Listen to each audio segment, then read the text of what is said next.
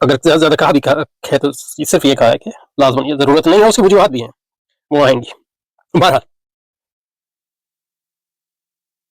کہہ رہے ہیں اس مقدمے کے ذریعے محترم مصنف دکھانا چاہتے ہیں کہ عقل حقائق کی ذات میں خود کفیل نہیں۔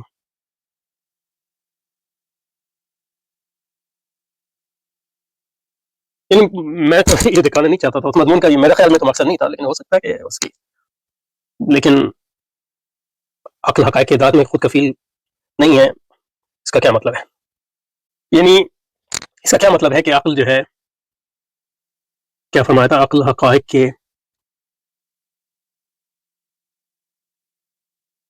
ادراک میں خود کفیل نہیں۔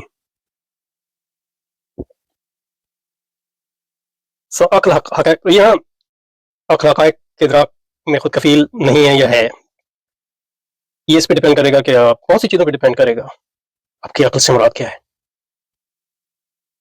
کیونکہ جس کو امام غزالی عقل محضہ کہتے ہیں، تو امام تو نہیں کہتے کہ وہ حقائق کے کم از کم زیادہ تر حقائق کے ادراک میں خود کفیل ہے۔ خود کفیل کے مطلب پہ بھی آئیں گے۔ مثلا جس کو پیور ریزن کہتے ہیں، وہ یہی عقل محض ہے، پیور ریزن۔ اس سے آپ یہ نہیں جان سکتے کہ آپ باہر جو کھڑکی کے باہر جو درخت ہے وہ سبز ہے کہ نہیں، کیونکہ اس میں آپ کو مثلا یہ کہ حواس کی مدد چاہیے، اور بہت سی، صرف حواس کی بھی نہیں، اور تجربہ، کیونکہ امام غزالی کے جو تجربے کا تصور ہے بالکل حواس سے الگ ہے۔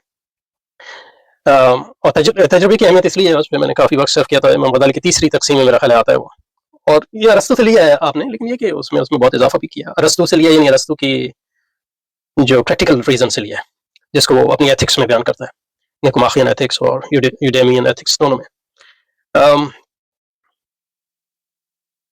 تو اور پھر خود کفیل کا مطلب کیا ہے؟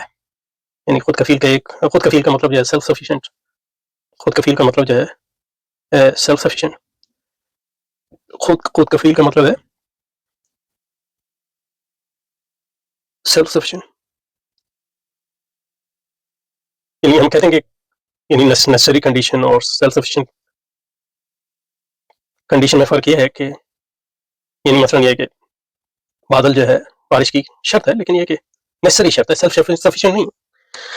سیلف سفیشینٹ وہ چیز ہوتی ہے کہ جس کی موجودگی میں جو ہے وہ چیز جو ہے غیر موجود نہیں ہو سکتی، سمجھے نا؟ تو اس لیے سیلف سفیشینسی کو دیکھنے کا جو معیار منطق میں ہوتا ہے وہ یہ ہوتا ہے کہ چیز موجود ہو، یعنی شرائط موجود ہو اور چیز موجود نہ ہو۔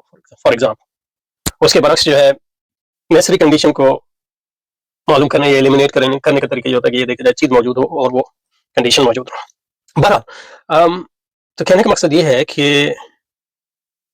ان معنوں میں تو کوئی بھی یعنی یہ تو نہیں کہتا کہ کوئی بھی نہیں کہتا، لیکن یہ کہنا کہ عقل حقائق کے ادراک میں خود کفیل نہیں ہے، یعنی اس کا الٹ اگر آپ کہیں کہ عقل جو ہے حقائق کے ادراک میں،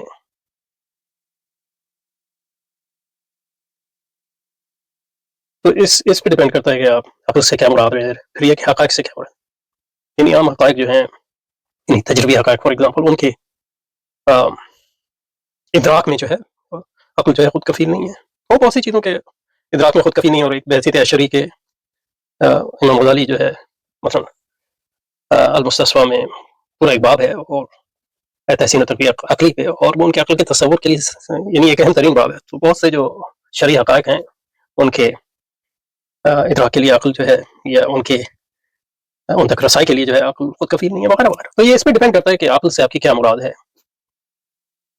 اور حقائق سے آپ کی کیا مراد ہے، پھر ایون ادراک سے کیا مراد ہے اور خود کفیل ہونے سے کیا مراد ہے۔ بہرحال میں نہیں سمجھتا کہ میرے مضمون کا مقصد یہ تھا، اور اگر تھا بھی تو اس کا اس ویسے کوئی تعلق نہیں ہے۔ دوسری بات یہ کہ عقل حقائق کے ادراک میں خود کفیل ہے نہیں ہے، یہ اس پہ ڈیپینڈ کرتا ہے کہ ان ساری چیزوں کے کیا معنی ہیں۔ اور عمومی معنوں میں جو ہے عقل حقائق کے ادراک، یعنی اگر آپ عقل محضہ کی بات کر رہے ہیں اور اولیات عقلیہ کا تعلق عقل محضہ ہی سے ہے، تو وہ عقل جو ہے بہت سے حقائق ہیں جن کے ادراک خود کفیل نہیں ہے، بلکہ اکثر حقائق کے ادراک میں خود کفیل نہیں ہے۔ تو یہ تو کوئی ایسی بات نہیں ہے جس کو ثابت کرنے کے لیے مجھے کوئی یہ مضمون لکھنا پڑتا۔ یہ ایکچولی بڑی بنیادی سی بات ہے ارسطاطیلی فلسفے میں بھی اور متکلمین کے فلسفے میں بھی، جو ارسطاطیلی فلسفے سے متاثر ہے وغیرہ۔ افلاطونیوں کے بارے میں نہیں کہہ سکتے، وہ زیادہ پیچیدہ معاملہ ہے۔